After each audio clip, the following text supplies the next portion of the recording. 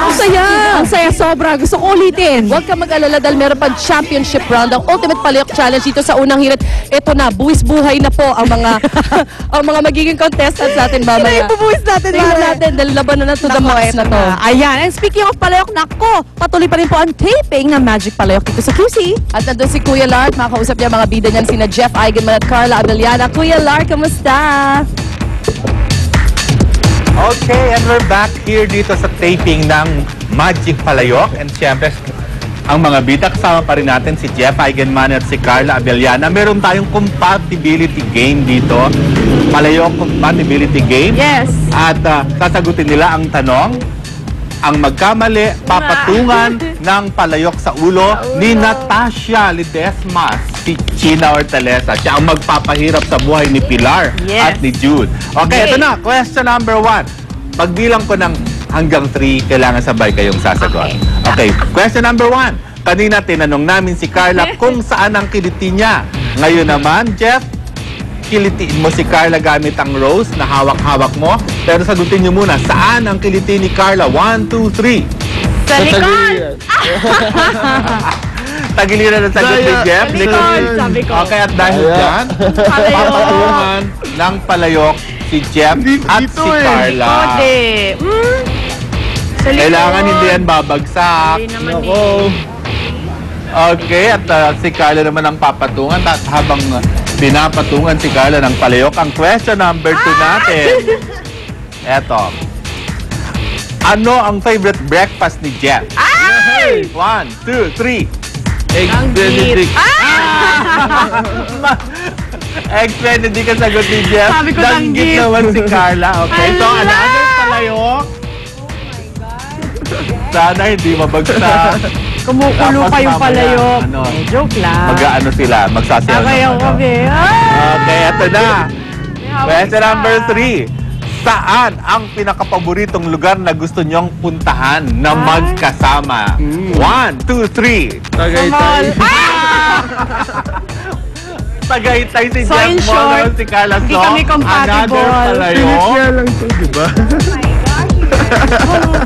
Ayan na. Pangatlo na to. Ayun.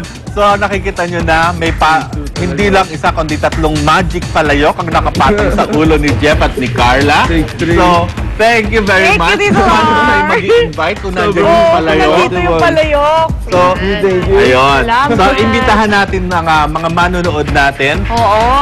Sa Lunes na ang Magic Palayok. Sa Lunes na po, Feb 28 ang Magic Palayok. Bago po mag-24 oras para makita ninyo na hindi talaga kami compatible ni Jeff sa show. Di ba? Palagi kami in conflict. Pero Lagi silang magkaaway si Jude at si Pilar. Yes, Jeff. Tama. Yan, Feb 28 po. This is directed by Direk Joel Lawangan. Of course, with us is my tita, Sherry Hill, Miss Manolyn Reyes. special participation ni Miss Mikey Coang sa Jowers. Sa lahat ng mga families and sa mga kids, iniimbitahan namin kayo to watch Magic Palayok. I'm sure you're going to enjoy it. At syempre ang bida, si Angeline Nicole. Ayun, ang may New child amo wonder. ng palayok. Yes. Ayun, so, Monday na po yan bago mag-24 oras, Magic Palayok. Okay, pagbabalik po ang unang hirit. Sa unang hirit, ang saya-saya. Sa unang hirit, unang hirit, unang hirit. Masasarap ang inyong mga paboritong ulam kung may tamang asim ng Silver Swan sukang puti. Mabango, swabe sa lalamunan, at hindi masangsang sa ilong. Silver Swan sukang puti, tamang asim. Ang saya-saya. Sa unang hirit, Nag-exercise? Nag-exercise na mag-warm up para sa next round. Final round. Ay, alam mo ba, Drew, maraming bili ng palayok, hindi naman pala ginagamit. Nako, ito yung mga pwedeng i-kolekta at pwedeng i-display. Ayan, yung mga antique na palayok at mga ibang gawa sa clay. Panoorin niyo to. Yan. Ito na yan.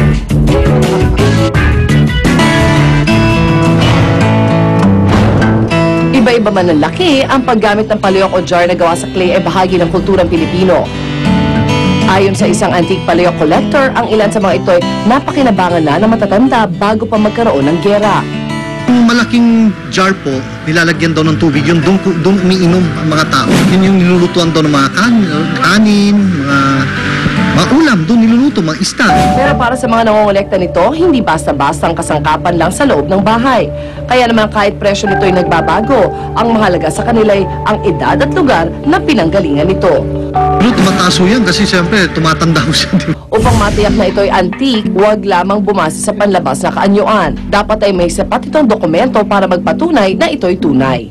Pag sinabi niyo ho kasing antique, 1 century old ho yun, ma'am. You must have the supporting papers from the National Museum. Tanging ang papel na mula sa National Museum at iba pang ahensya sa mundo na bihasa sa pag-authenticate ng antiques ang dapat lang pagbasihan. Marami kasing peke kaya dapat ay mag-ingat para di mautakan. Kapuri-puri talaga ang mga antigong gamit na gaya nito. Patunay lang ng malikhaing kamay ng mga sinaunang Pilipino.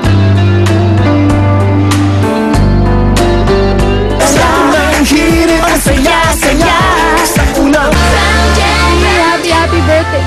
Ferdinand C. Happy birthday! At kay Tayen! Happy birthday! Dantes, happy birthday! O yan, ito na. Tuloy natin. Okay. Ng palayok. Okay, Kuripang pakinggan, versus makita-kita Kurmao. tayo sa Kamuning. Go, go, go! Diretso! At tingnan natin kung sino mananalo kay Susan at kay Luan. Bukas, magkita tayo dito lang sa unang hit. Go, go, go! Diretso lang! Diretso lang!